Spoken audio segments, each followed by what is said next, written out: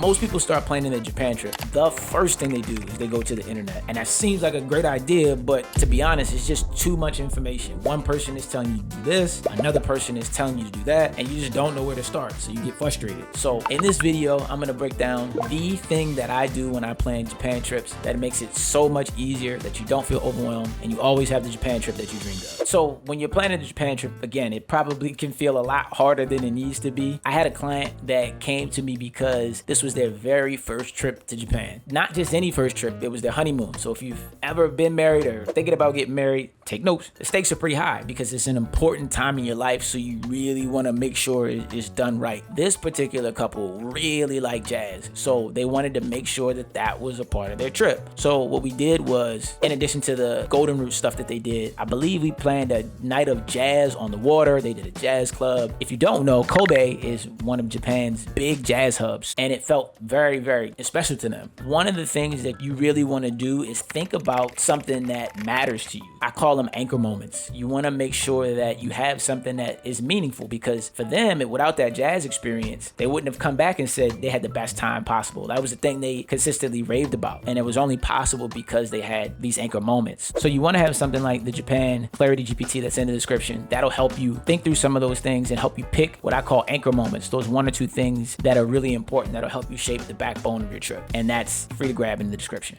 Japan trips come in all shapes and sizes, so it's not just the people who want to do jazz. Like, I had another client who came to me, their very first trip to Japan. He had some personal things happen where he wanted to honor the memory of his family who had passed. So he had said, hey, once I fulfill that obligation and they pass, I want to do something for myself. He had promised them, he had promised himself. Those are the things where you have something that means something to you. So there is that added pressure of wanting to do it right. Then you go to try to build it, and there's so many different options and so many different ways you can take it. And again, the internet is saying do this or do that. I thought, number one, I need to stay longer and I need to cut some things. For him, he did have 5 or 6 things that he wanted to do. And what I helped him do and we worked through was cutting some of those down and saying, hey, maybe we save those for a later trip. What are the 1 or 2 things that we can do now? One of the big things for him was we actually cut out Tokyo. Tokyo was not a part of his first time Japan trip, which I know the internet would go crazy, or you might be going crazy now and thinking, how could you not do Tokyo? That's like going to the US and not going to New York City, or going to France and not going to Paris. But for him, it was important to see Maizuru. For him, it was important to go to the Sharp Innovation Technology Museum, to have certain hikes that were very unique, to be out in nature. And that really made his trip. That was something that would be challenging to think about, and sometimes that has to happen. You might lose something in order to gain something that actually means something to you for your particular trip. And that does help narrow it down, especially now with Japan being more popular than ever. It feels like there's only really 2 choices. Either you go to the place that everybody is telling you to go so that you have the Japan trip that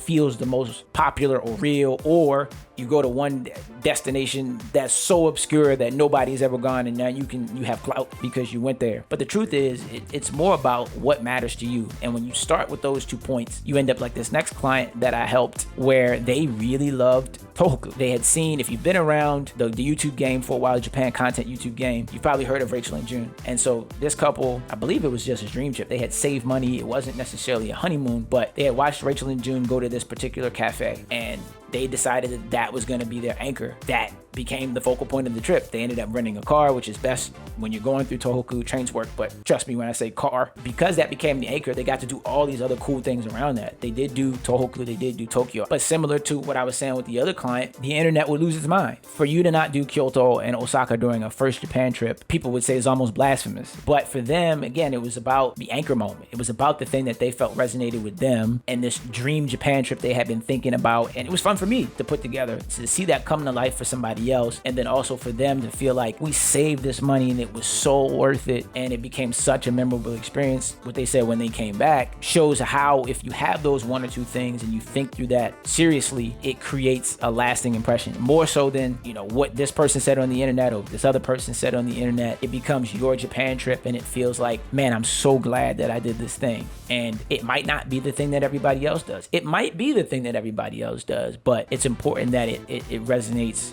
with you. If you watch this video, the thing that you'll notice is exactly what I said at the beginning. The technique is to have those 1 or 2 anchor moments, because that really cuts through the noise and helps you figure out what's important to you, and it stops you from being overwhelmed. It helps you get a framework for the Japan trip that makes the most sense for you, and instead of you just listening to this person or that person and conflicting evidence and never really landing anywhere, it helps you get 80% of the way there to having the Japan trip that you want to have. That being said, if you still feel like you're stuck, watch this next video and that'll help you get some ideas that'll get you going in the right direction.